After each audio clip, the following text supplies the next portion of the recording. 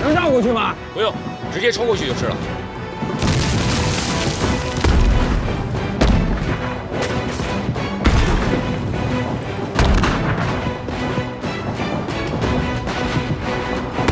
哦，好啊，马参谋长，有点意思啊。是吧？就是战场在局限了，装备火力用不上啊。城市作战是未来战争的主要形式，尤其是陆军的作战形态。这里的各个街区和楼宇间的攻守对抗、楼房结构、院落布局、地下盘管、商铺住宅的城市运用、城市狙击作战的新战法研究，这些都是现代和未来战争经常遇到的课题。我们的训练呢，就是针对未来战场而设计的。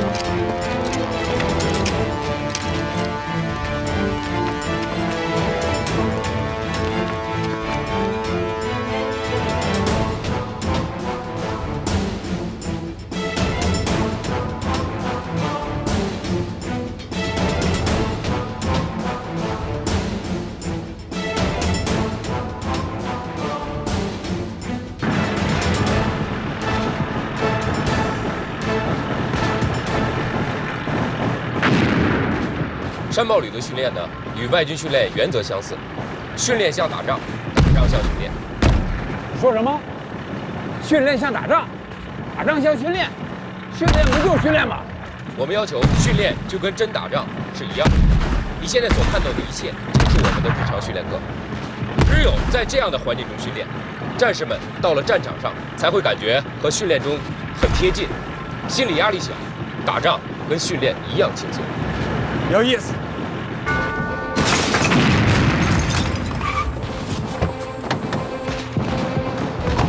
队长，一边好。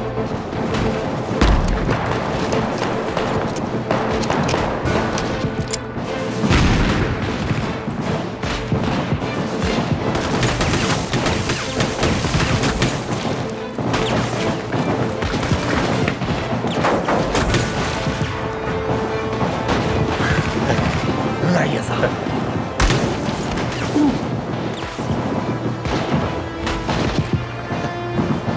王队长，走，走。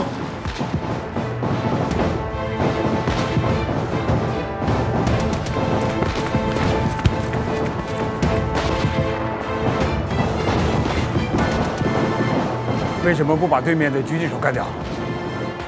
你看看能不能找到他的藏身之处。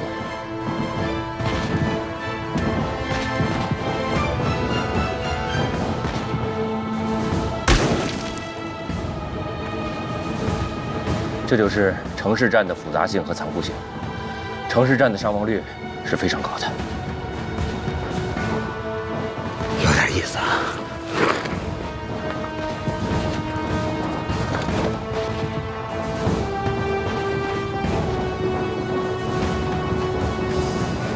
肉眼是不可能发现深藏在高楼内的敌人的。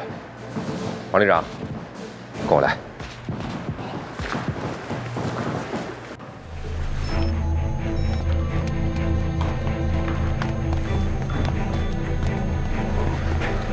王连长，你看，这个就是我们通过无人机和卫星系统的热成像技术，对整个楼房进行多方位扫描。你看，这个光点呢，就是刚才这名狙击手，他现在正在向上层移动。怎么才能消灭他呢？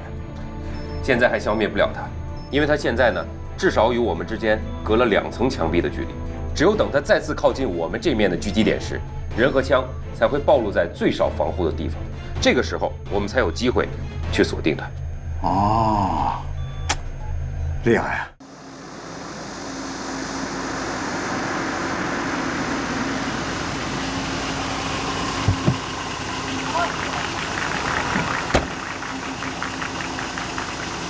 郝连长，同志们，哎呀，你搞这么大动静，我就是来要你们跟909旅打对抗的资料。哎，已经发给你了。没有啊，你不是说第2阶段资料是机密，要亲手交给我吗？哎，我可没说过啊，昨天晚上就发给你们何政委了。不对吧？坏了，又让何亚洲给涮了。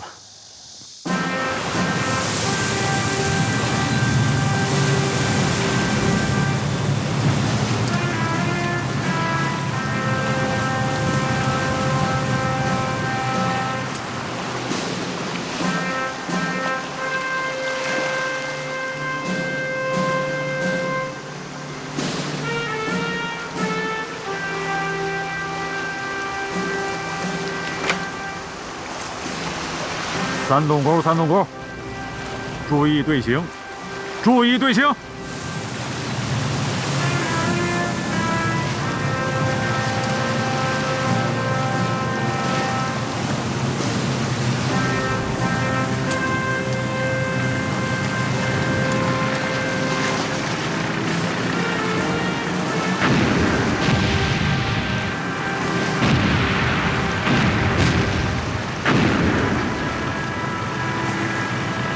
我们魔女外军呢，其实也是在学习外军。外军多年打仗，有作战经验，而且这些作战经验呢，也是从重大的失败中吸取的教训。外军的战法训法更新速度很快，是不断适应战场变化而得来的，所以很值得我们学习。模仿就是一种学习，不懂就学，学会了变成自己的东西啊。在军事领域中，外国人对我们实行封闭情有可原，因此学习外军、了解外军战法，就是我们专业化蓝军旅的一个特殊的使命，把外军的经验转化为让我军部队看得见、摸得着的一支外国的军队，作为对抗学习的敌军和对手。所以你们敢在演习开始就把我的旅部给偷袭了，断了我的后路，这些都是从外军学来的吧？其实这种战法呀，并不新鲜。你呢，只不过把演习当做一种竞技比赛了，太严守演习规则了。你想，你心里面只顾着535防线吧？你缺少的是战争规则和战场思维。战争规则、战场思维，其实就是不讲规则。不讲规则。你好好想想，世界上那么多战争，哪个发动战争的国家它讲究规则了？就像你打我那拳一样，我是想了，对手会和我一样遵守规矩，结果我呢，是能防不防，有防不防，挨打了吧？郝连长，别再提这事儿了。其实，如果我们换一种方式去思考，从国家利益、从军队使命来考虑，那就不是个人挨一拳的问题了，将是民族尊严和国家利益受到损失，国防安全受到威胁，国民经济受到损失。我们能防不防，能防未防，那就是我们军人的失职，军队的无能。哎，王旅长，其实啊，我也不是为这个违规叫好，只是拿这件小事呢来说明一下，战争有战争的特殊规律。如果用体育竞技比赛的规则来套用战争，那没有不吃败仗的。我明白了，你说的战场思维，就是让我们跳出已经习惯的演习思维，告诫每一位军人，是今天就有可能发生战争，而不是明天。是的，作为军人，我们必须以战争的名义去思考一切问题。以战争的名义，说得好啊！阿旅长，哎，我能不能再看个部队？没问题。郝参谋长，到，带着王旅长去好好参观参观。是，再见。再会。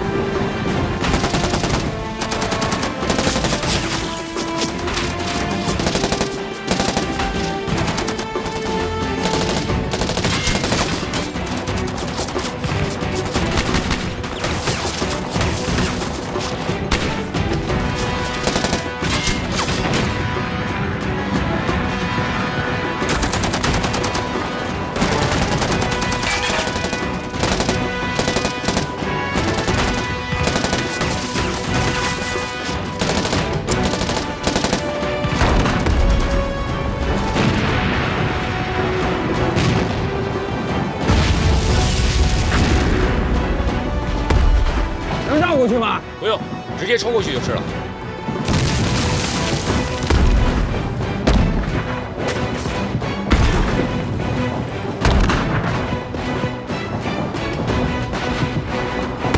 哦，好啊，郝参谋长，有点意思啊。是吗？就是战场太局限了，装备火力用不上啊。城市作战是未来战争的主要形式，尤其是陆军的作战形态。这里的各个街区和楼宇间的攻守对抗、楼房结构、院落布局、地下盘管、商铺住宅的产生运用、城市狙击作战的新战法研究，这些都是现代和未来战争经常遇到的课题。我们的训练呢，就是针对未来战场而设计的。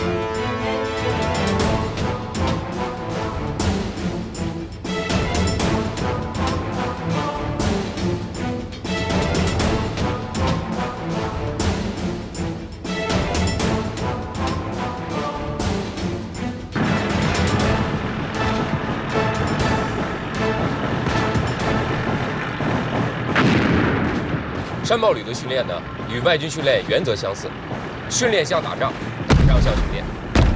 你说什么？训练像打仗，打仗像训练，训练不就是训练吗？我们要求训练就跟真打仗是一样的。你现在所看到的一切，就是我们的日常训练课。只有在这样的环境中训练，战士们到了战场上才会感觉和训练中很贴近，心理压力小，打仗跟训练一样轻松。有意思。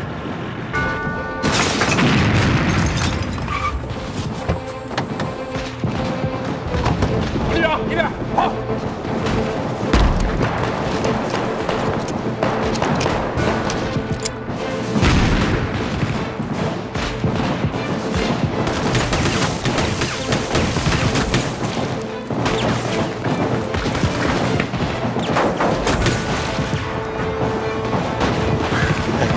有点意思。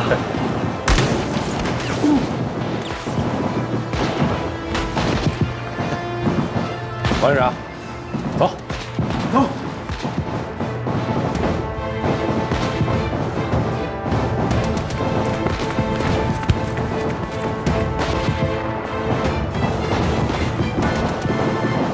为什么不把对面的狙击手干掉？你看看能不能找到他的藏身之处。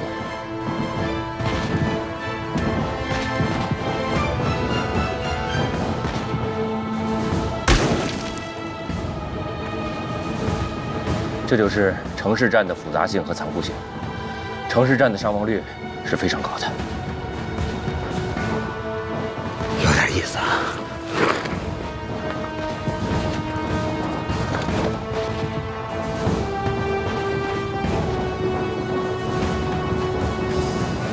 肉眼是不可能发现深藏在高楼内的敌人的。王旅长，跟我来。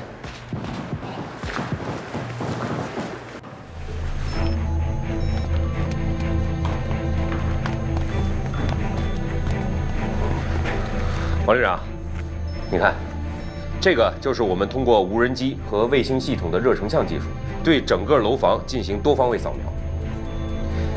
你看，这个光点呢，就是刚才这名狙击手，他现在正在向上层移动。怎么才能消灭他呢？现在还消灭不了他，因为他现在呢，至少与我们之间隔了2层墙壁的距离。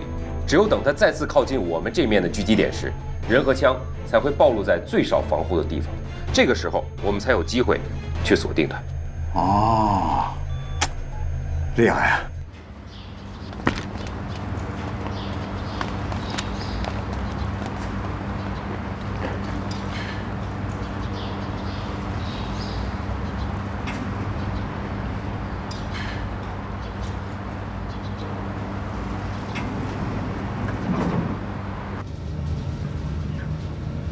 哼，有点意思啊。这都是我们旅长设计的。不错。到了，到了。这样，同志们，欢迎王旅长到山豹旅来参观指导。同志们太客气了。请把您的食指在这儿扫描一下，门才能开。我的食指。对。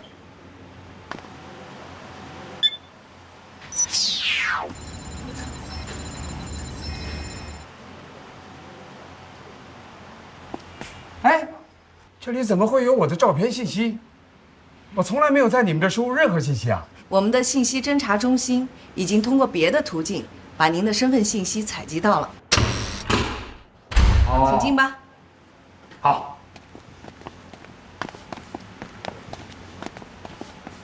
王旅长，我们曾经是对手，知己知彼是赢得战争的首要任务。我们对你和何政委的相关信息做了收集。要不然你也进不了这座指挥中心。怎么，我的血压都测出来了？是，你现在的血压有些偏高，可能是刚经过城市战训练场时有些紧张。好多年没有经历这些了，真是又激动又兴奋还紧张啊！这就是我们的指挥中心。韩旅长。好，韩旅长，王旅长，没想到你的指挥所是这个样子。这个呀是全数字化的指挥中心，每天的训练情况可以在这里实时看到。来，您看看。好。郝参谋长，给王旅长介绍一下咱们全数字化指挥所的情况。是，在这里，可以对全旅各兵种、各专业和不同岗位进行自动考评，各班排和单兵个人也可以从网络系统回放复盘，查看自己当天的训练情况，总结训练中出现的问题。这套指挥训练系统比以往传统的训练方法能提高200%的效果。能提高这么多呢？是的，这套系统呢，其实就是我们全旅实力的大数据库。士兵从入伍第一天起的训练情况，包括体能、体质、心理素质、技能参数等，全部录入大数据库，以供随时调出用。如单兵技能达到某一级别的标准之后，就可以自动晋升到更高级别的科目训练，而不用与还未达标的士兵继续重复初级和低级的训练。因此，能帮助士兵在有效的服役期内合理调整训练强度和技能难度，对提升单兵作战能力、合理部署兵力都能起到很好的辅助作用。哎，这个片子我好像刚才在哪看到过。王旅长，这就是刚才您和郝参谋长一起经过的城市巷战的训练场，每天的课程在这儿都有记录，每一个战术动作都是要讲评的。现在画面显示的是我们特战大队2大队的攻防训练。刚才你们经过的时候，是1大队在训练。呀，坏了！我刚才狼狈的样子，你们是不是都看到了？第一次进入我们城市战训练中心的人呐，都会吓出一身冷汗。我们这个呀，可都是真枪实弹的训练。是啊，听出来了，枪声炮声都很实在。这么搞训练不安全吧？万一出事怎么办？这个你放心，安全措施完全可靠。一旦有不安全隐患，系统会自动报警的。不过，像刚才王旅长那样镇定自若，也是我们学习的榜样啊。我不信您自己看看。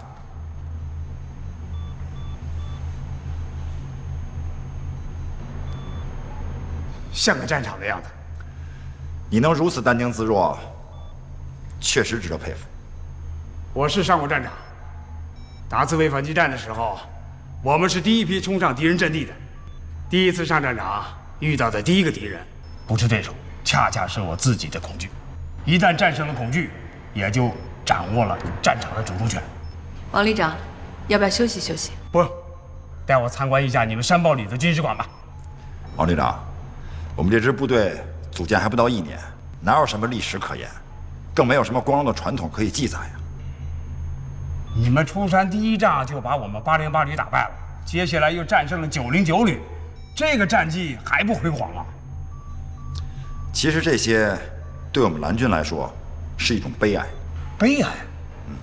是啊，我们也是解放军，我们是陪练，也就是磨刀石。陪练的任务就是让我们的战友提高战斗力，好去战胜真正的敌人。可是我们的战友连我们都打不赢，这样的胜利有什么值得骄傲的？我们只是一支假想的敌军，连假想的敌军都打不赢，那碰到真正的敌人该怎么办呢？你说的有道理，是值得悲哀，是我的悲哀，是王可争的悲哀。所以我们也没有什么荣誉可言，也不用建立什么荣誉室、军事馆。那你们怎么搞传统教育啊？我们在网上建立了一个虚拟的军事馆。虚拟军事馆，这我还第一次听说啊！能不能给我介绍介绍？你看，这不是跟我们808旅历史一样吗？你一眼就看出来了啊！没错，这就是808旅军事馆的资料。我们山豹旅虽然没有历史，但人民解放军的历史就是我们的历史。我们让官兵时时刻刻牢记，我们山豹旅虽然是一支专业化蓝军，但同样是光荣的人民解放军中的一支建制部队。我们呢也常跟官兵讲，虽然我们平时穿的是外军的衣服，手里拿的是一部分外军的武器，但我们还是一个绿皮红心的萝卜，心永远是红的。我们旅的传统教育分为2个部分，第一部分就是把808旅、909旅的老大哥部队的光荣历史作为我们旅的传统教育的基础课，制作宣传片，设置网上军史馆，让官兵们了解我军的光荣传统，不忘入伍初心，教育官兵继承优良传统，发扬光大。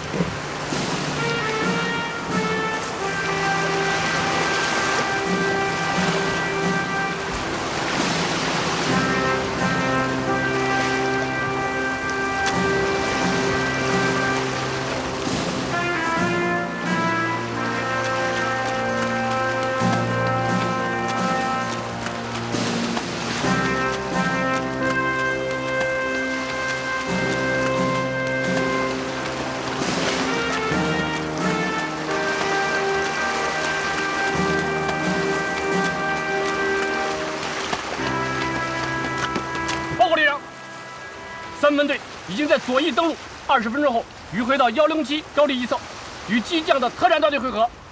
怎么不和陆航协同好呢？啊？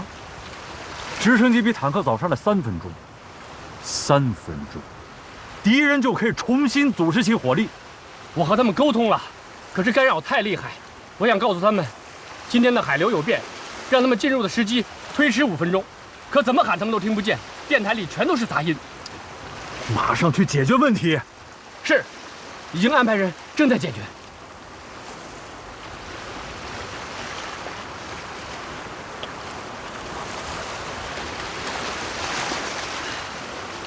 旅长，有一个爆炸性的新闻，你知道吗？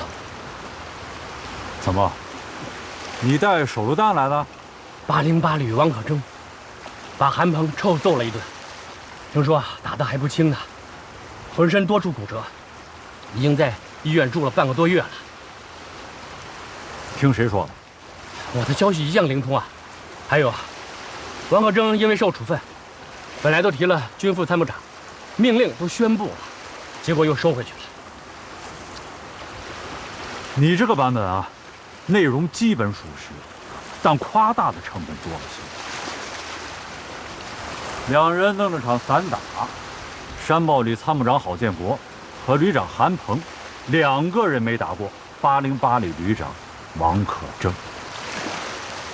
韩鹏被打得鼻青脸肿，回旅里休息了3天。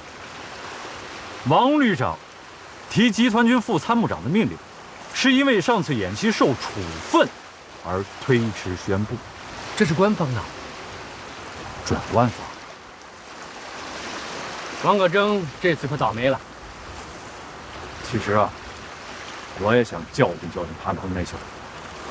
哎，可是咱们不能犯王旅长那种鲁莽行事的低级错误，你说对吧？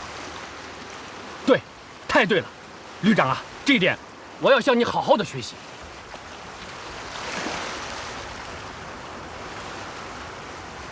学什么？你看，你对韩鹏总是异乎寻常的热情，而且你能化敌为友，你又那么谦卑，那么虚心，一点架子都没有。要是我啊，真的很难做到。啊，是吗？是啊，而且谁都说不出道不出什么，还显得我们诚恳主动。他到机场，你还亲自去送我，这是多高的贵人！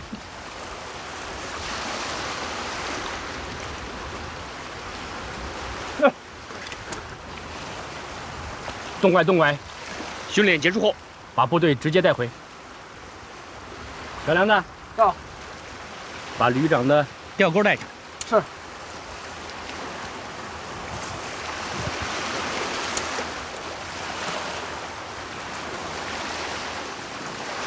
旅长啊，你在处理这些问题上总是那样有风度、游刃有余，我真的要向你学习很多年呀。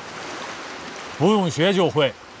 韩鹏他们是在执行战区陆军首长的指示，虽然我们并不欢迎他们，但还要落实首长的指示。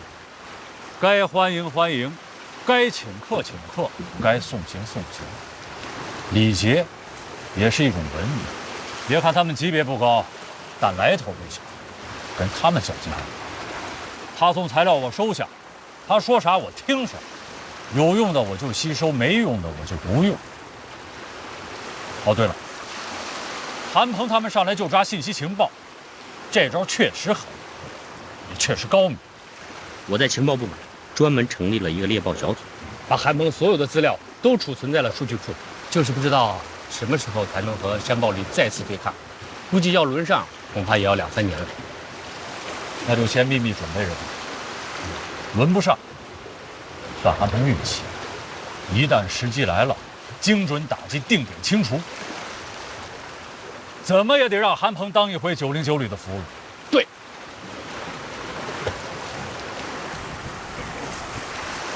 俘虏来了，俘虏来了。别急，很有可能是条大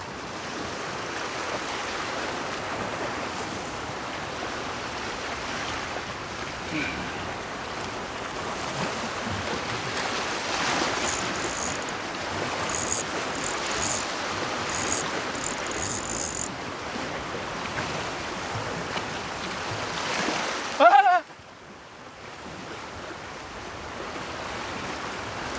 够大的。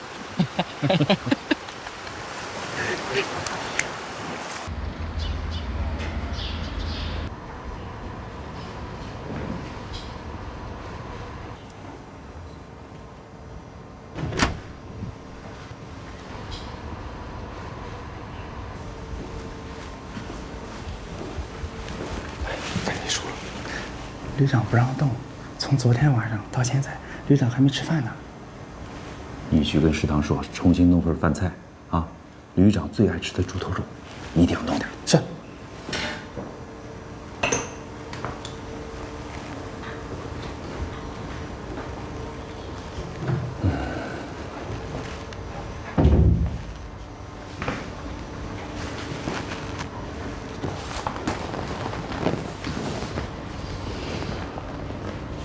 政委，你来的正好。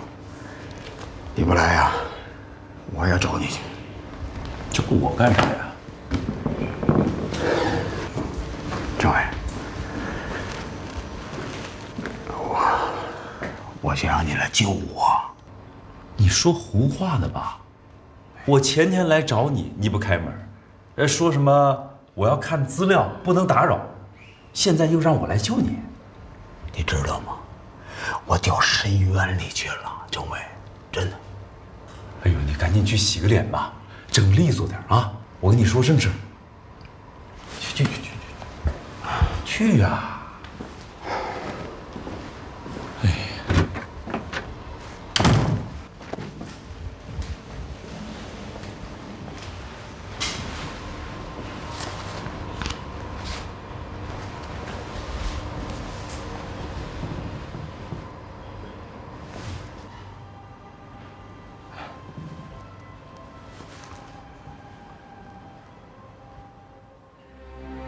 荣誉过剩，让我们固步自封，盲目自大，让我们封闭了自己的耳目，根本看不到，也看不清什么是新军事革命的大潮，看不到未来战争的危机就在眼前。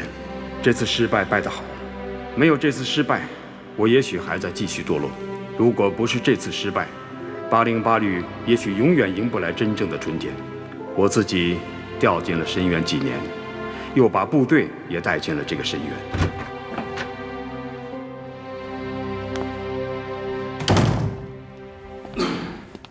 哎呦，从深渊里爬出来了。怎么，看我写的东西了吧？看了，不错，挺好的。虽然语句不太通顺，但是意思蛮深刻的。行，有政委你这句话，咱俩算达成共识了啊。哎，你要我救你什么呀？啊，我做了一个梦，真的梦。当时我带队攻上535高地，正高兴着呢，韩鹏走过来说：“你也不往身后看一看。”我当时看了一下，没想到535高地上有一个大的天坑，看不到底。韩鹏过来说：“不让你上来，你非得上来。”说完，啪的推我一下，我掉坑里了。越掉越深，怎么掉都掉不到底呀！我当时，我喊我都喊不出声来。醒了以后，就写了这篇文章。没写完，都是些支离破碎的想法，我怕回头给忘了，就先写下来。但我想起了你说的那句话。我说什么了？观念。要是观念变了，好多看法就变了。怎么变的？我觉得我有点恬不知耻了。不至于吧？真的，我现在都不知道什么是耻辱了。所以，我有一个想法。在全旅上下开展知耻教育，在官兵中树立知耻而后勇思想，号召全旅要卧薪尝胆，重振808旅雄风，把我们的失败原原本本的告诉全体官兵，发动官兵查问题，找出路。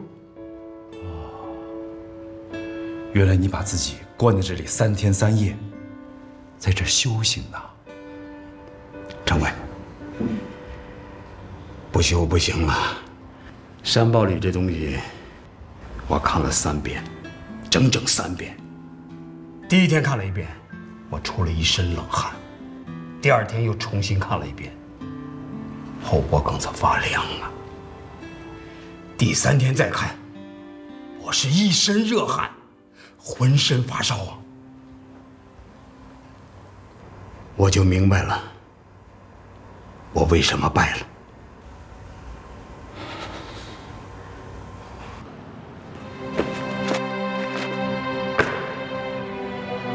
同志们，旅党委经过认真研究决定，在808旅全旅上下开展一次深刻的知耻教育，目的很明确，就是要让全体官兵从今天起时刻保持清醒的头脑，从今天起勇敢地甩掉我们身上的优越感和荣誉包袱，以耻为鉴，奋发进取，不怕耻，认识耻，化耻辱为动力，知耻而后勇。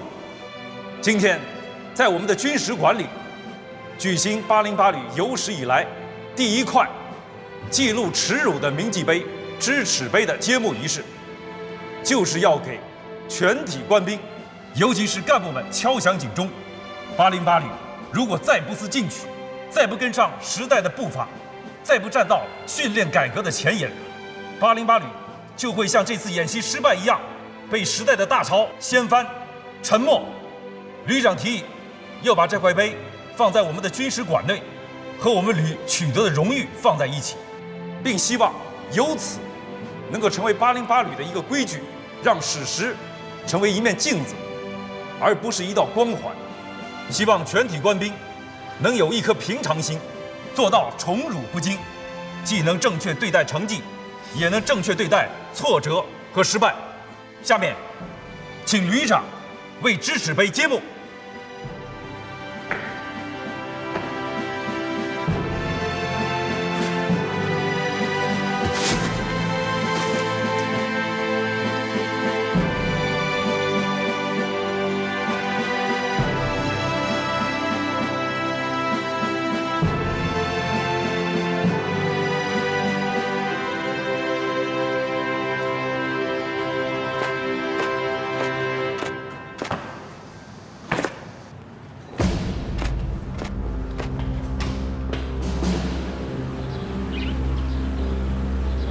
大家都看到了吧？我王可争正为何亚洲的名字永远刻在了这上面，刻下了名字，就是立下了军令状。808旅翻不了身，我们将是永远的罪人。谁让我们是808旅现任的2位主官呢？我表个态，从今天起，我王可争只干一件事。打翻身仗。对我自己只有一个要求：不负使命。对808旅来说，不辱番号，战旗不倒。同志们，作为中国军人，我们必须做到听党指挥，能打胜仗，作风优良。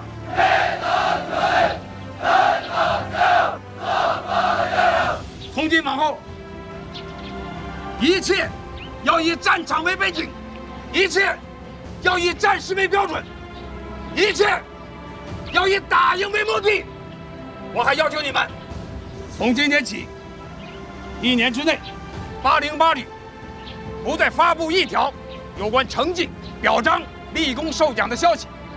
我们的行动口号是：知耻后勇，卧薪尝胆。知耻后勇，卧薪尝胆。知耻后勇，卧薪尝胆。知耻后勇，卧薪尝胆。知耻后勇，卧薪尝胆。知耻后勇，卧薪尝胆。知耻后勇，卧薪尝胆。知耻后勇，卧薪。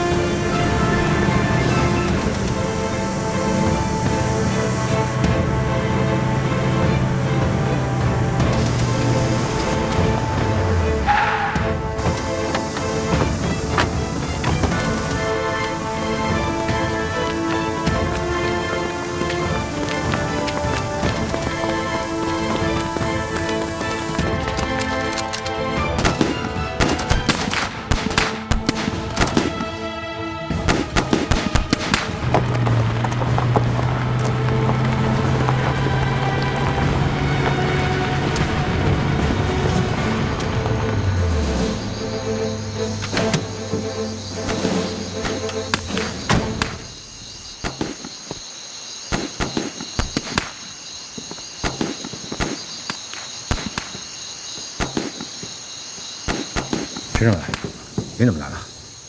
红毅啊，从狼山基地回来过后，我一直想找时间和你聊聊，可这事情太多，没顾得上。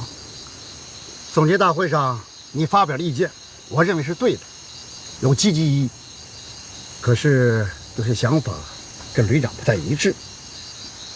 有时候我看出来了，你是欲言又止啊。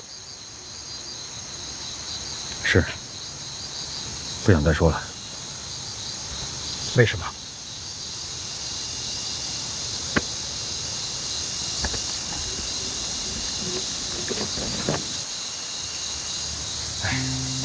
说了也是白说，他得罪人，工作上没改进，我和他的矛盾反倒加大了。不说，比说要好。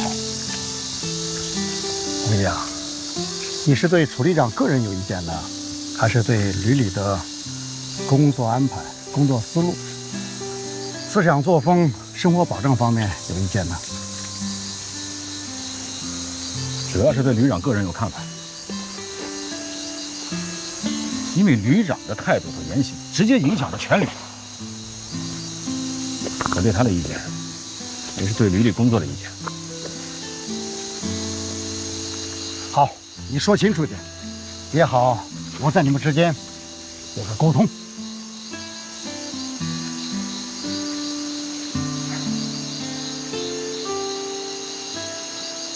我觉得根本不懂现代战争的规律和特质。又不愿听别人的建议，我带着特战大队在狼山潜伏了6天7夜呀。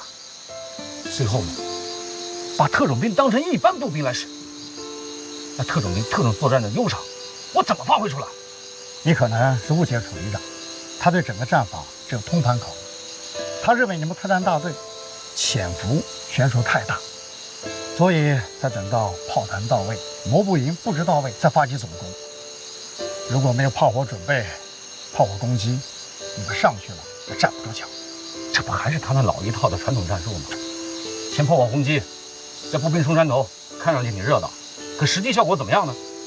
这套东西啊，解放战争就在用，教科书上也都有。哦，光你们知道，人家蓝军不知道啊。1500多，费了9牛2虎之力把炮船拉上去，原指望他们可以彻底摧毁蓝军的前沿攻势。可最终呢，10分钟不到啊，让人家给灭得干干净净。你说这个不来气？你呀，江小信，你说的也有一定的道理。咱们的网络通信被人家控制着，把炮兵阵地设在33洞高地，这个情报几天前蓝军就知道了，也不马上变更，硬往上拉。蓝军的电子侦察、直升机空中侦察、太空的卫星侦察，早就把朱团长他们盯得死死的了，能不被人吃掉吗？红衣啊，也许旅长考虑的没那么周全。是啊，他这方面考虑的可能不太周全，可他摆样子演给首长看，考虑的可是10分周全啊。说白了，这不就是拿演习当演戏吗？特种兵作战的原则就是近距离避敌，我们都已经潜伏在敌人的鼻子底下了，却让我们像步兵一样去冲锋，这完全违反了作战原则嘛。如果把炮团的2个营分别设置在另外2个相距较远的地方，如果摩步一营能跟着大部队一起出来，如果电子对抗营能先一步主动出击，首先6团进行实施电磁覆盖，数字指挥方舱，跟着指挥所行动，而不是跟着装甲团坐火车。如果这样，2个摩步营同时对535阵地发起正面攻击，我的特战大队再从侧面和后方发起突然袭击和偷袭，我敢说，909旅绝对不是今天这种局面。红衣啊，旅长也很后悔这件事情啊，以后不要再提了啊！你不提，我也不提，大家都不提，都当和事佬，这叫总结吗？上来就定调子，3七开，谁还敢讲话？好，你所说的这些，我会说服旅长的。红衣啊，你后边还有什么打算？有什么想法？我想转业。你说什么？我一直主张，我军不能等到敌人打进国门才知道敌人是什么样子，要让我们的部队知道，未来战争原来是这种样子，是这种打法。偏执，现代战争天天发生，没吃过猪肉，还没看到过猪跑呢。我一直主张，我军不能等到敌人打进国门才知道敌人是什么样子，要让我们的部队知道，未来战争原来是这种样子，是这种打法。偏执，现代战争天天发生，没吃过猪肉，还没看到过猪跑呢。呆猪，近年来，地球上虽然出现了海湾战争、911恐怖战争，也叫袭击，但我习惯称战争。伊拉克战争、阿富汗战争和近期的利比亚战争、叙利亚危机等等，当代战事的确让我们看到现代战争进程和发展趋势。但我们毕竟都是局外人，我们看到的大多是电视画面，我们得到的战况和情报，绝大多数是过滤后的残渣，或是硝烟过后已成废铁的几门马后炮。不要指望从网上淘到战争主导者们的核心机密，因为中国当代军人亲临战场者极少，战场的残酷、战争的突发性和战局的不确定性，荒唐的皮卡战争，让皮卡车成了战场之神。谁会想到，都会使中国军人遭遇战事，开战的第一时间，将会陷入极度陌生、紧张、恐惧和大脑空白。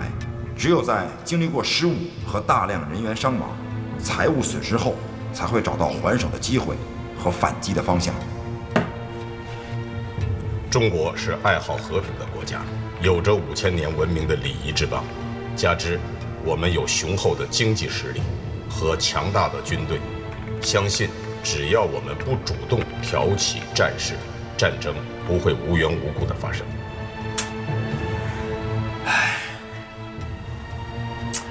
蠢猪，一只被必宰无疑的蠢猪。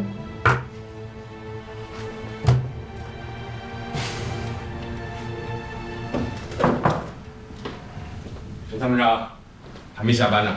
你们也是还没回家吗？啊，我刚刚看完决战2017演习总结报告，看来这2个单位啊出动很大呀。是啊，808和909旅，他们总结的也很认真。虽然是2个单位的认识程度不同，但是只要是发现了问题，改进了方向，那我们就值得肯定。有什么重要信息吧？让我回避一下。哎，司令员，不是什么隐私，我正在跟一位网友啊讨论一些军事变革的话题。这家伙急了就骂人，但有时候骂的也是一针见血。是吗？来，你往这坐。司令员，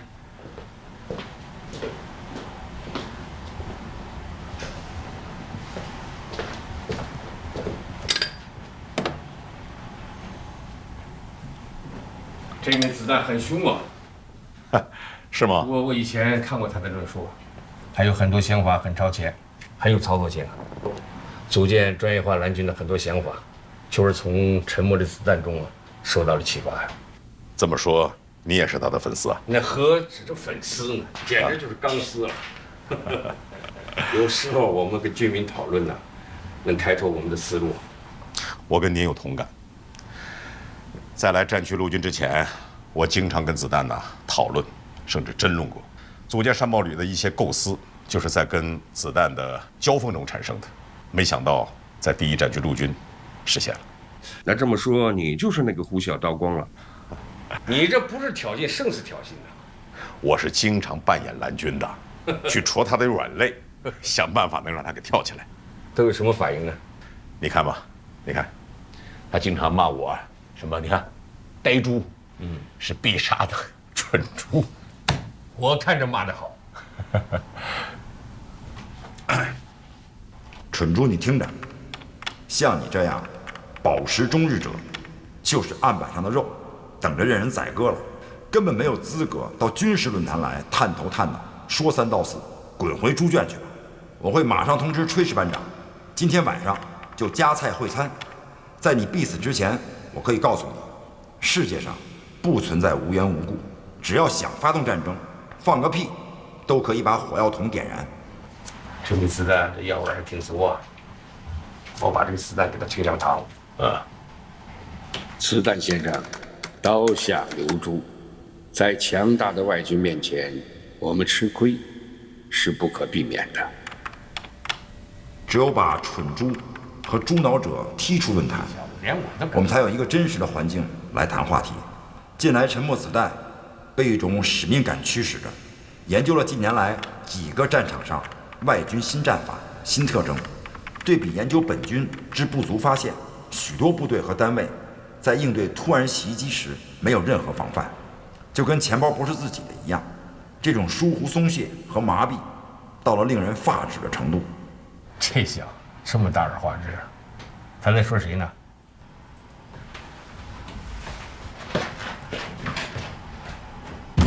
哎，这是什么意思啊？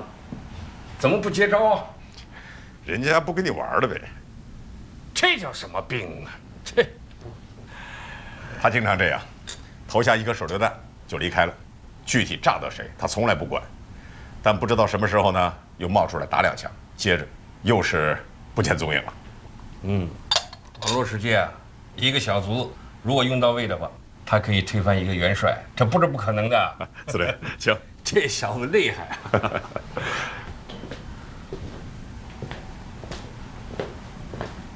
司令，请。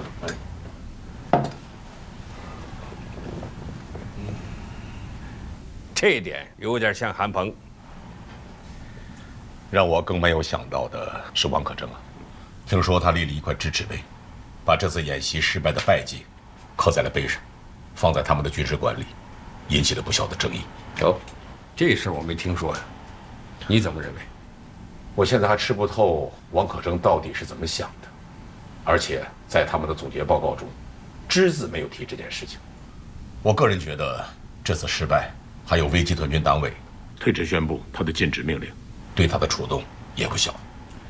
王可争这个人呢，光明磊落，敢顶撞，也敢壮士断腕。他要想通的事儿，啥事都好说。他只要是想不通了，那也是个难办的主。不过有一点儿，君子去侠以博才，壮士断腕以全志的意思。这有什么争议？有人说他这么做是往808旅的光荣历史上抹黑，放在军事馆里是对荣誉的玷污，是对先烈的亵渎。还有人说这是王可争个人在作秀，希望上级首长能够出面，让他把石头给搬出去。王可争如果把这个秀能做到底，那也行。我们谁也不要出面，我们要是出面，反而那是作秀，有点小题大做的意思。这808旅它本身就是老虎屁股摸不得，他现在不是要自我修炼吗？好啊，你让他修炼去啊，那我们干脆不过问、不干扰、不表态，你随他去。好，就按照司令员的意思来。啊，对了，参谋长，近期有些事情啊，还得引起我们注意啊。您指哪方面？最近呢，军委检查组来咱们战区巡视，其中就发现了我们战区陆军呢所属部队存在了一些问题，其中啊最突出的是安全防范意识薄弱，尤其是日常守卫管理方面存在着漏洞，这一点不能不引起我们重视啊。您看，可否由山豹旅啊发起一次警钟行动，给这些单位啊敲敲警钟？从贴近实战角度来讲啊，应该搞一下。你光靠下个通知下去，往往它是不会引起重视的。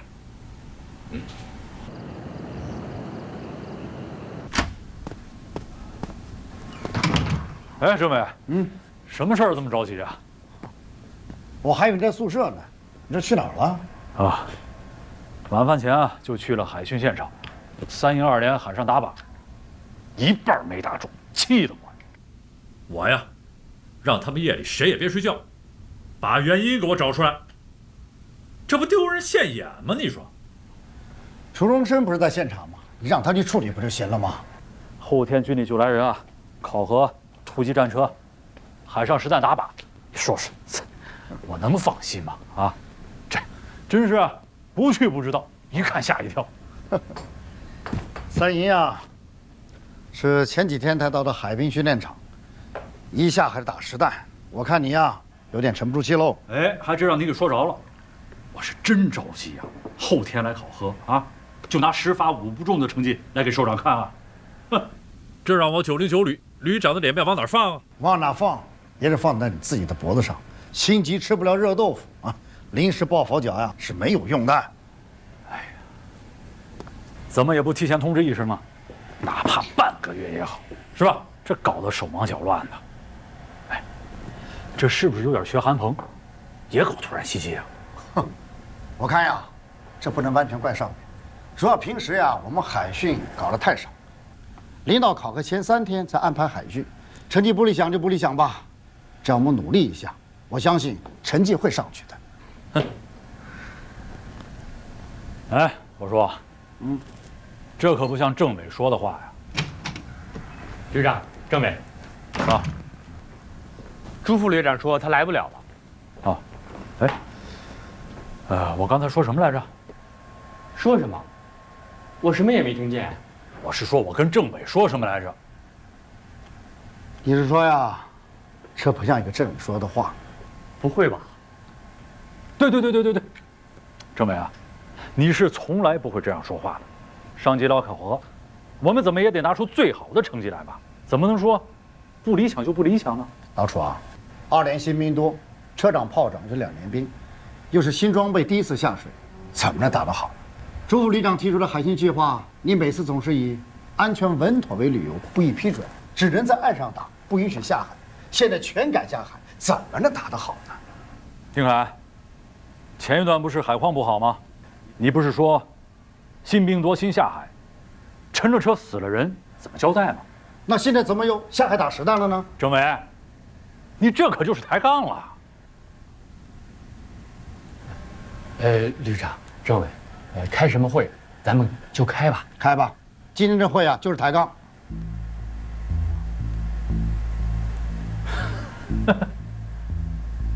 怎么了，徐小春？吃错药了吧？老楚，你怎么说话呢？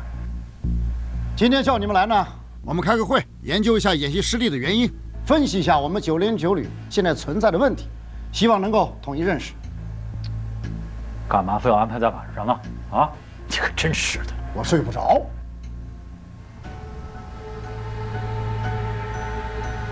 好吧，你说吧，什么问题？我们打完败仗回来过后，旅官兵思想波动很大，大家是有目共睹的。但是，我们常委领导的思想没有统一的认识。909旅的路将来该怎么走？翻身杠将来怎么打？如果我们3个思想没有形成统一的认识，旅里的很多工作就无法顺利的展开。还有的就是有些问题，大家心里都有数，有时候碍于情面，装作看不见，闷着不说话。我认为啊，这是一种不称职、不负责任的表现。我希望从今天开始，这个杠呀，就要抬起来，对事也要对人。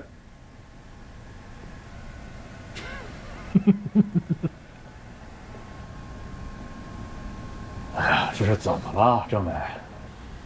有问题当然不能回避了，是吧？可我们打败了吗？首长连一句批评的话都没讲啊，是不是？啊？我们干嘛非得自己作践自己呢？哎，我不同意用抬杠这个词啊，传出去影响不好。团结才能一致，是吧？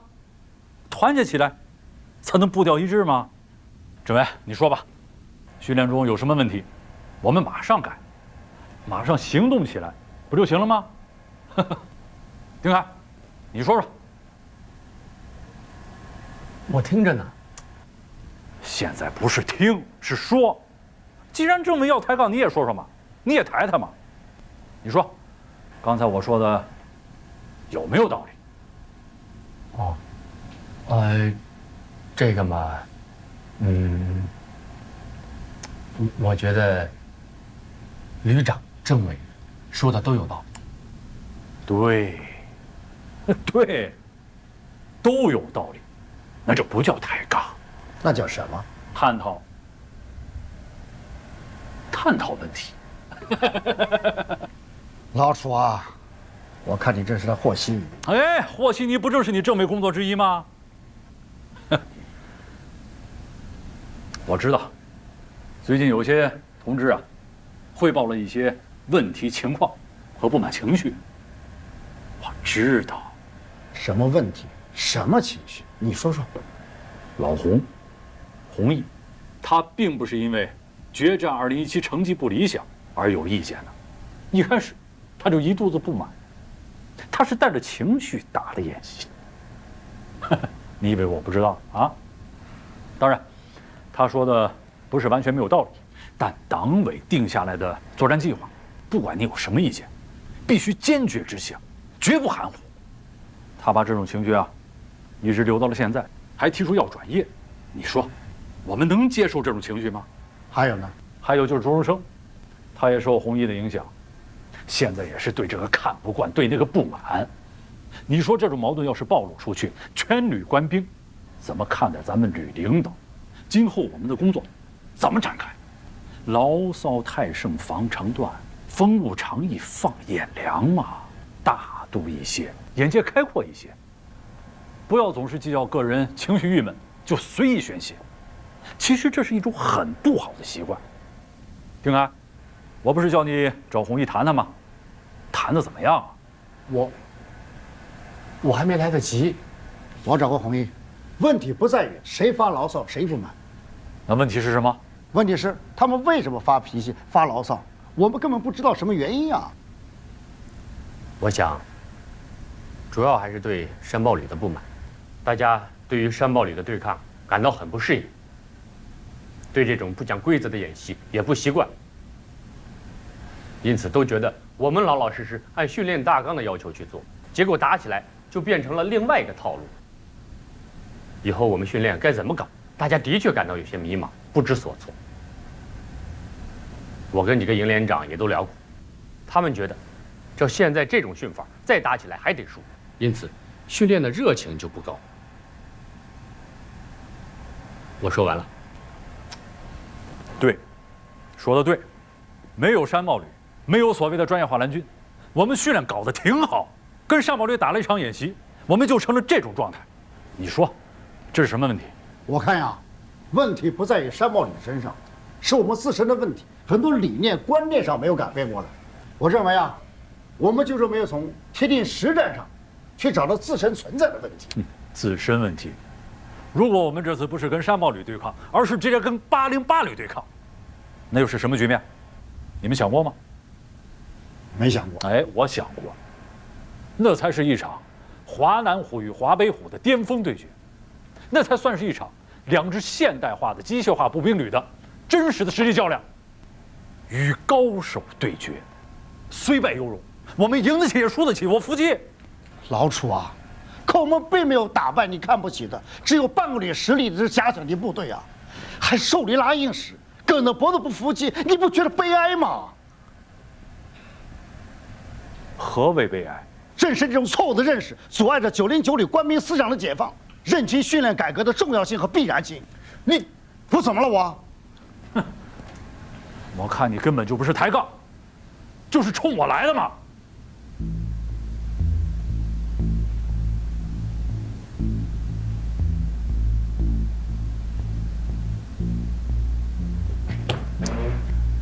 我保留我的意见，如果是我的责任，我绝不推卸；是我的错误，我会写出检查。但909旅绝不是你们想象的那样病入膏肓、不可救药。我会为909旅的荣誉，坚持我自己的观点。走了。旅长，这么晚了，上哪儿去？二营海军现场。我们是散会的。旅长，我还有话要说，先听我说完，好吧？来，坐这儿，坐这儿，来。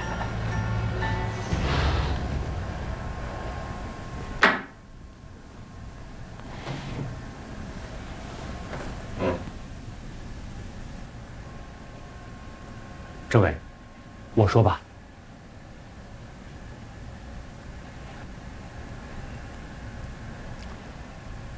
我是参谋长，训练工作是我主抓的，训练上的问题，责任在我要检讨。前段，洪毅和朱荣生都跟我谈过，他们想搞训练役改革的想法，两人也都拿出过一些新的，具体的训练计划和方案，我是看了，但觉得还不是十分妥当，有些地方存在不安全因素，退回去让他们再改改。我想等成熟了再上报吕党委。我觉得是我没有把这项工作抓紧落实，这跟旅长没关系。你报不报，我都知道，不是你的责任。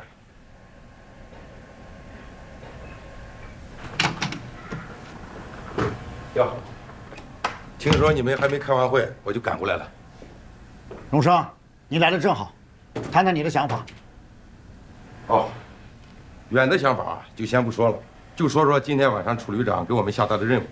我和几名车长重新修订了训练方案，大家都想出了很多点子，准备了2个方案，划定了几个小目标，主要是针对性的进行强化训练，如何在风浪中控制油门，把握瞄准击发时机和航度的速度。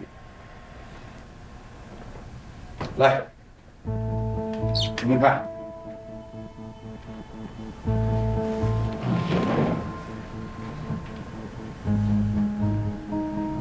第一个方案，第一组在沙滩上练习，撤不下海，对海上漂浮的灯标进行瞄准射击，主要是射手们训练。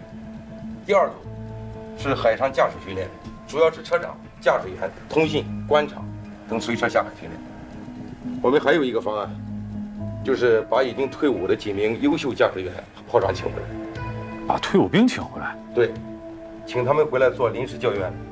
我已经给他们打电话了。他们能回来吗？听说部队有需要，他们都非常高兴。有坐飞机的，有坐高铁的，都连夜往这赶的。我们缺的就是有实操经验的教员。哎，2营的王金满也过来吗？来，他肯定来。好，太好了，只要他过来啊，那就没问题了。他是1级车长，又是1级炮手，又是我们的教员标兵。行啊，朱团长，没想到你能想出这个点子来啊！我看现在的新手啊，不是技术不行，是实战经验太少了。我就跟王金满他们几个老兵啊打电话，给他说明情况，请教他们啊遇到特殊海况如何处置。王金满啊还把他自己的训练经验传授给我们。后来他说大老远的，说也说不清楚，干脆我过去一趟算了。好啊，好，还是我们909旅的老战友有感情啊，有他们助我一臂之力，这次考核过关有望。哎呀，当时呀，我们也不想放他们走，训练打仗，靠的就是人才呀。这只是权宜之计，也不是长久的办法。训练制度不改革，整天忙于应付怎么行呢？队长，你看我这方案行不行？行，行行行。好，那我就赶回海军场了，你们继续开会。去吧。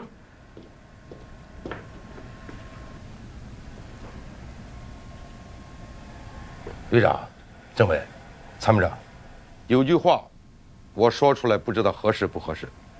荣生啊，这是常委会，你是党委委员，有话说吧。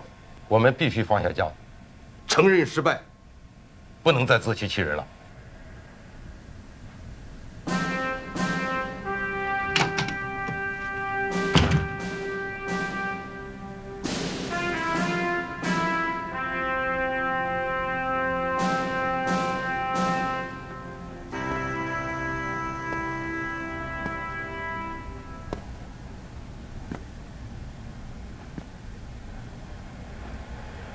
自欺欺人，老楚啊，我觉得这话糙理不糙，你呀，真应该好好想想了。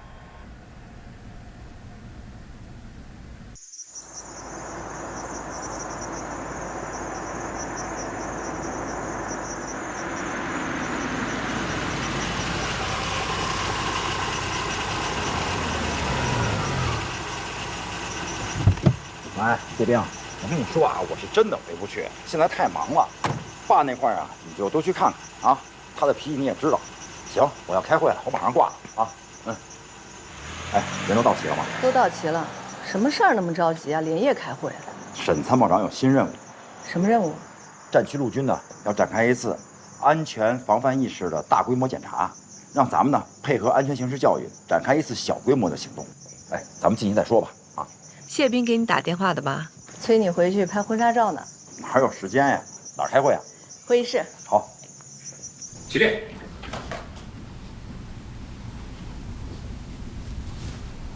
都坐吧。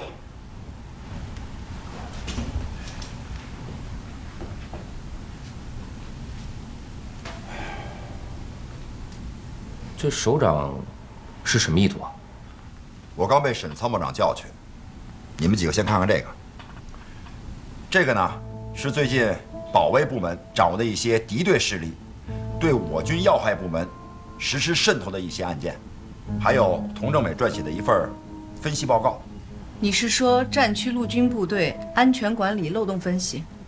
是啊，总之啊，我看完这些是吓出了一身的冷汗。我们有责任向这些单位通报，向首长反映，让他们抓紧整改。对啊，郝参谋长，你负责组织一下，柳珊珊、黄孝生，你们参加，尽快的制定出一份方案来。好，我组织这个作战方案责无旁贷，但这个写通报材料这个事儿，还是得政委领着搞啊。材料我都已经写好了，旅长让你们作战部门介入，就是想让你具体落实怎么通报，像这样的情况。怎么反应效果更好啊？那能不能给我个尺度啊？这个我们做方案的时候也好有个标准嘛。你要什么尺度？不是，就尺度嘛。参谋长不好说吧？那还是我说吧。我理解郝参谋长的顾虑，就是我们这次行动呢，是下手狠一点，还是温柔一点？是动静大一点呢，还是点到为止？哎，知我者，笑生也。下手轻了有效果吗？良药苦口。不然把任务下给我山豹旅干什么？至于动静大小，要看漏洞大小。比如有一些单位呢，半年防火墙都不更新，也不主动自查，像这些单位呢，就要下手狠一点，动静大一点，也好让他们尝到教训。还有一些单位虽然说不是什么要害部门，但是屡次提醒、警告。没什么反应，旅长，你看呢？我看下手温柔一点吧。你是说V 集团军装备车辆厂？你说的温柔是怎么个温柔法？啊，我的意思就是点到为止嘛。还有就是外集团军的油料库，这次可是军委检查组来战区巡视的时候发现的几个突出的问题之一。这么说来头还不小啊。就算是点到为止，也得点在穴位上，而不是隔靴搔痒。知我者同非也。行了，本来应该是你布置任务的，你倒好，全都让别人拿方案，你当甩手掌柜的。目的是敲响警钟，关键是什么时候敲？关键是敲多响，关键是敲哪些单位，关键是需不需要我们陆航出动。啊。全都是关键词啊！我这么想的，用什么手段取决于对付什么单位，至于什么时候行动，要等郝参谋长出完方案，递交给沈参谋长之后，咱们再说。是。这个不管是未雨绸缪也好，忧患意识也好，风平浪静是训不出好水手的。既然上级交给我们山豹旅的任务就是促进部队战斗力提高，与其等待上级给我们制定演习计划，不如我们蓝军主动出击，去制造敌形，刺痛那些麻痹的神经。郝参谋长说的对，既然我们山豹旅已经出山了，等待不是我们的风格，主动出击才不负使命。从沈参谋长那里受领任务回来之后，韩鹏就带领山豹旅的骨干连夜策划了警钟行动的攻击计划，意图是在战区陆军部队范围内组织一次带防御敌对势力渗透为背景的检验性演习，而山豹旅择机对各单位安全漏洞发起攻击，目的是检验战区陆军各单位日常安全防范情况。没想到在战区陆军部队掀起了一场轩然大波。杨参谋，陆航旅最近飞新科目，我这3天基本都在陆航活动。山豹旅有材料报上来，你要第一时间通知我。什么方面的材料？警钟行动的具体任务和部署。好的。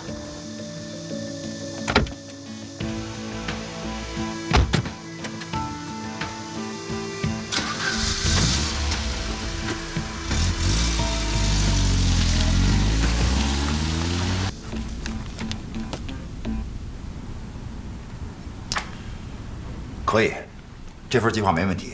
今天晚上啊，咱们就按这份计划行动。行，签字。哎，我有一个想法啊，咱们这个行动计划可以先不用报上去吧？不报啊？今天晚上就行动了，你现在不报，你想什么时候报？我也没想好呢，明天报或者今天晚上再说。这可是军事行动，动兵动装备的，你怎么能事先不请示不报告呢？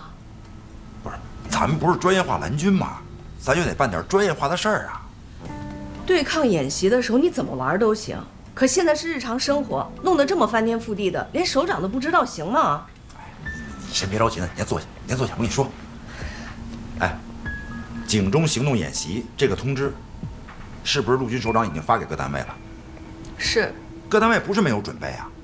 再说了，这种小打小闹就不用惊动首长了。而且你们知道那些问题是谁发现的吗？就是我们信息情报中心在搞网络侦查时候发现的呀。我跟你说啊，发现的问题不仅限于网络，很多具体单位还有很多安全问题。安全问题？不是，这谁发现的？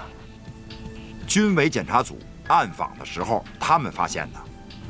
这次他们监察的对象是8个军级大单位，40个旅级单位，7所军事院校，3所野战医院和总医院。他们是瞪着眼睛查问题、揪短板。明白了。不过其实我们这个方案，动静并不大，也就10分钟就结束了。我们要想玩得漂亮、玩得有效果，就得突出它的突然性、偶然性还有突发性。万一在上报的过程中，哪个环节泄密了，那我们这个计划就白做了呀。没错。这个具体的行动计划，沈军参谋长最好事先不知道。我觉得还是得报，连首长都不知道，将来追究起责任来了，咱们这个刚成立的山豹旅能承担得了吗？万一哪级首长火了，给我们告一状，说撤，咱就白折腾了。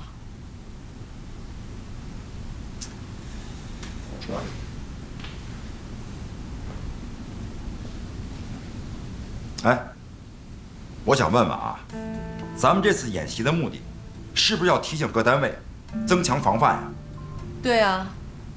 那这些防范措施原本就应该是这些单位他们自己的事情，现在漏洞百出，那是因为他们自己的防范意识不强，不尽心尽责造成的。哎，我没有必要替他们巡逻当那个看门狗吧？那咱们提醒他们采取措施，马上改进也是应该的。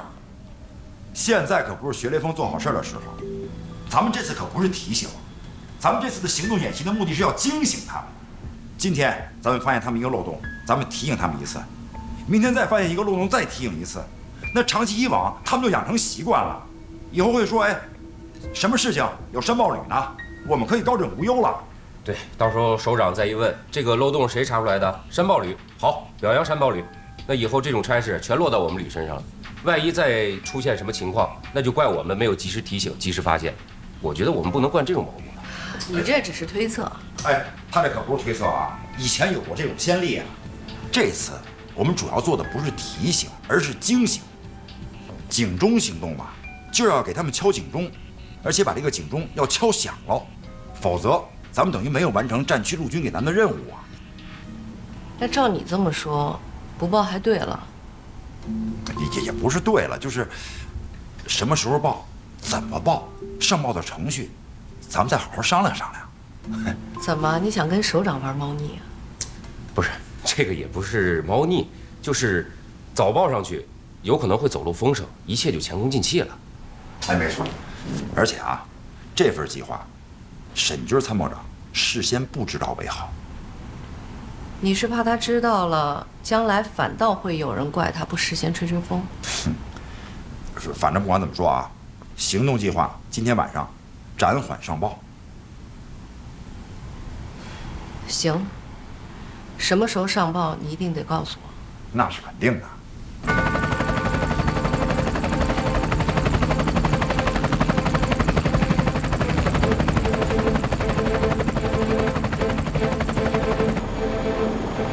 清晰度怎么样？很清楚，没问题。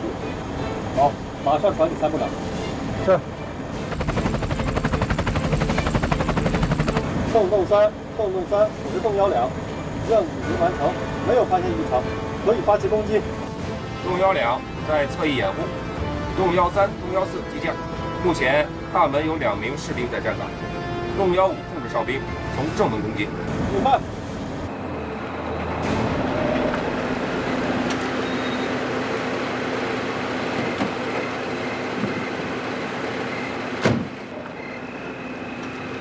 这里是军事基地，请您离开。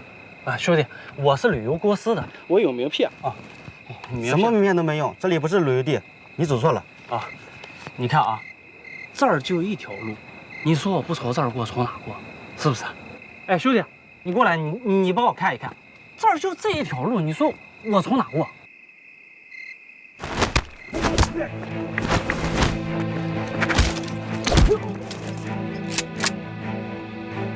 没子弹啊！你到底是什么人？说出来怕吓死你。我们是山豹旅的。洞1-5已空取地面。走吧，兄弟们。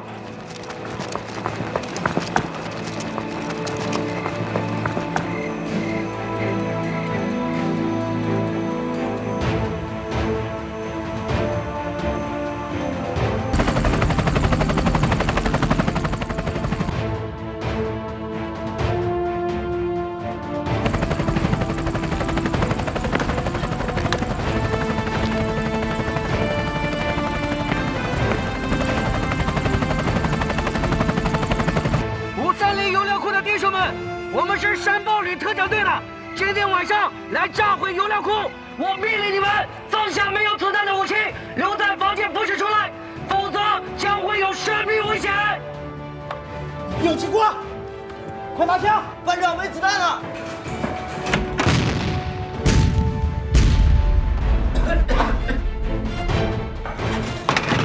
快打电话！是班长。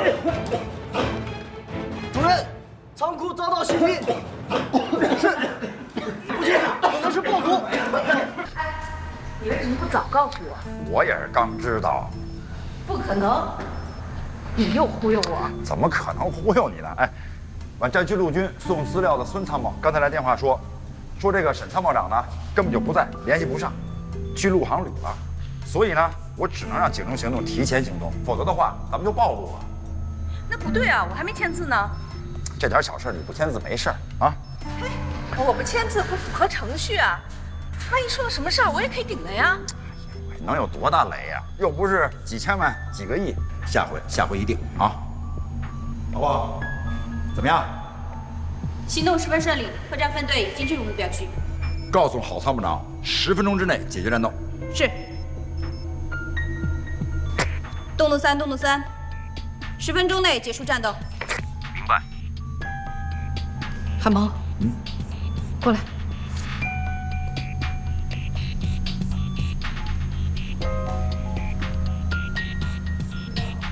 你不让我签字，是怕首长问责下来，你好把我撇出去，一个人承担责任是吧？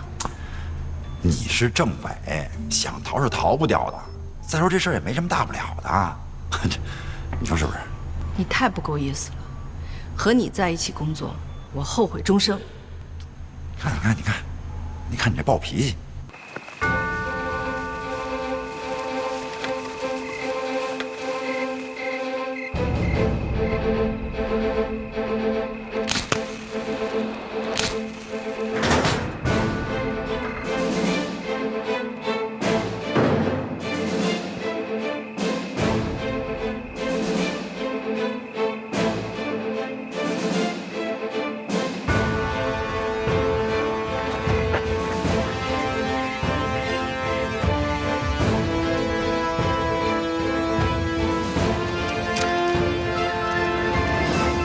各小组注意，孟涛小组警戒掩护，其他作战小组30秒撤离，30秒撤离。撤！抓紧时间，快，抓紧！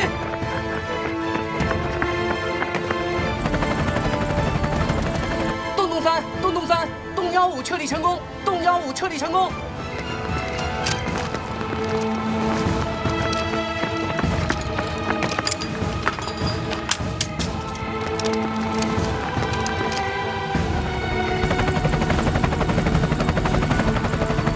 3小组准备完毕，可以撤离升空。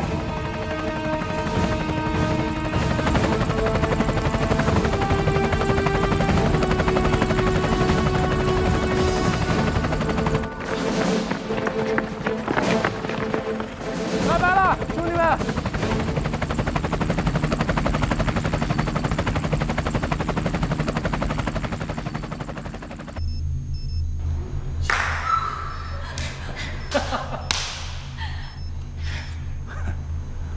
韩鹏啊，你这回可是玩大了。大吗？你不是说点到为止吗？是啊，像这种单位还不点到为止啊？哎，你看啊，我一点就点到他们穴位上去了。